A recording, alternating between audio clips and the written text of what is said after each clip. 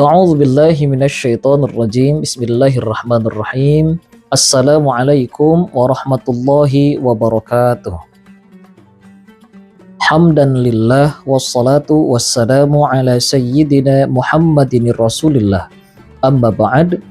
Hadirin pemirsa NU Jabar Channel dimanapun kita berada, kita lanjutkan kajian kitab Dalilul Falihin Lituruqi Riyadhus Shalihin.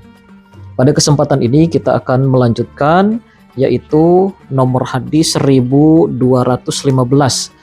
Ini adalah hadis kedua setelah hadis pertama yang kemarin kita bahas dalam bab wujubus shiyam wa bayanu fadluhu wa ma yata'allaq bihi. Nah, pada kesempatan ini kita akan menggambarkan, mendeskripsikan satu hadis yang dimana hadis ini secara universal bahwa orang-orang akan masuk surga itu ternyata ada pintu-pintu khusus yang disediakan oleh orang berdasarkan kemampuan atau keahlian, kebiasaan, kebaikan yang dilakukannya selama di dunia. Kita mulai, bismillahirrahmanirrahim. Wa anhu anna Rasulullah sallallahu alaihi wasallam qala.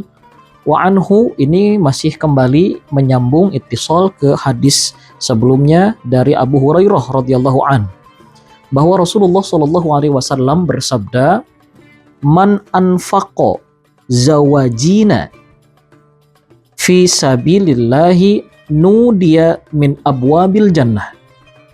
Man anfaqa, barang siapa yang menandakan dirinya, mencirikan dirinya, membiasakan dirinya, zawajin. Ini bisa disebut zawajin atau zaujain.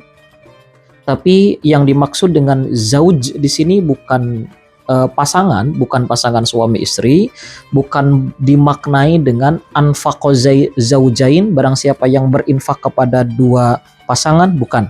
Tapi barang siapa yang menandakan dirinya, mencerminkan dirinya, zawajin, dari golongan-golongan ini maksudnya golongan. Fisabilillah, yaitu golongan yang ada di jalan Allah, nudiya min abwabil jannah, maka dia akan dipanggil. Dia akan dipanggil min abwabil jannah, dari pintu-pintu surga. Ya ibadallahi hadza khairun, wahai hamba Allah, ini adalah perbuatan yang baik.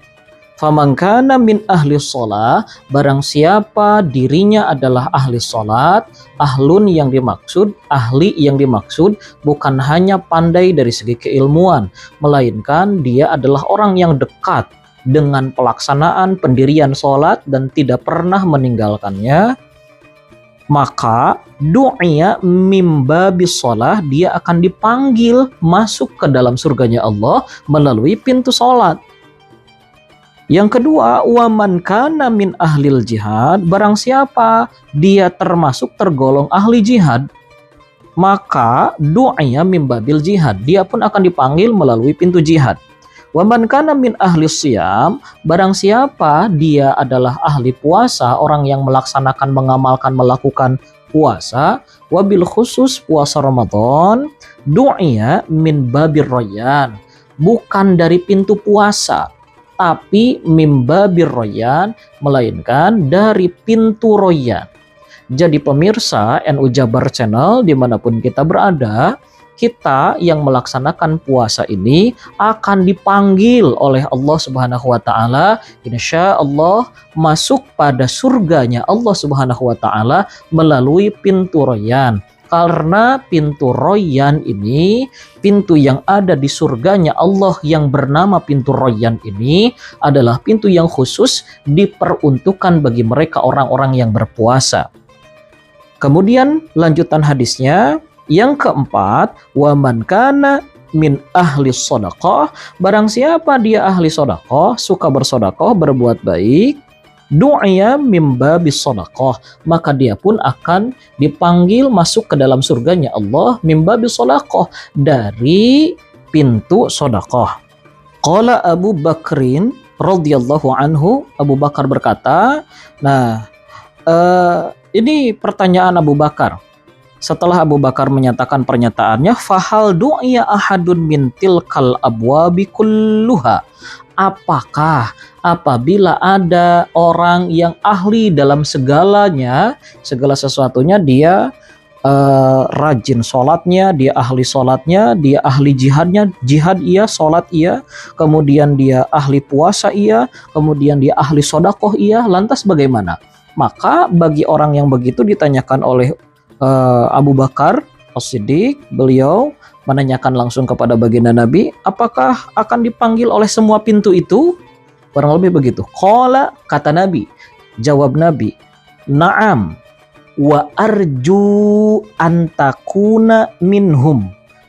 Kata Nabi, wa arju, aku menganjurkan, aku mengharapkan bahwa kalian akan masuk, akan tergolong menjadi, atau antakuna, untuk menjadi golongan orang-orang yang mana dimaksud dalam hadis ini, yaitu satu, orang yang ahli sholatnya, dua, orang yang ahli jihadnya.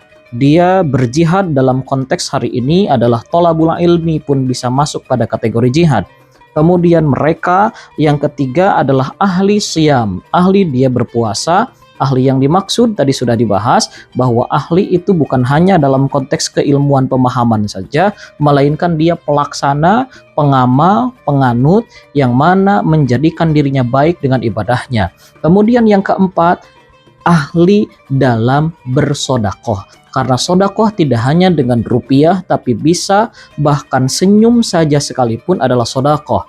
Kemudian kita kalau di tengah jalan, di perjalanan, ada duri yang akan mengganggu perjalanan orang lain, kemudian duri itu tidak kita biarkan begitu saja, melainkan kita bersihkan, kita singkirkan dari jalan agar orang lain tidak terkena duri itu, atau benda yang menghalangi jalan itu, maka itu pun sodakoh. Nah, kata Nabi, wa arju antakuna minhum, aku ini mengharapkan kalian itu bisa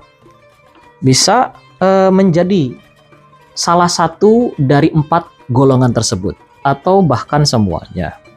Nah, di dalam syarahnya, antakuna hadzal hadis fi jami'il a'malil birri. Hadis ini dimaksudkan untuk semua amal kebaikan. Min sholataini, atau qila dikatakan min sholatain. Jadi maksudnya tadi sudah disampaikan, bisa disebut dengan man anfaqo zaujain. Barang siapa yang anfaqo menandakan dirinya dengan 2 golongan.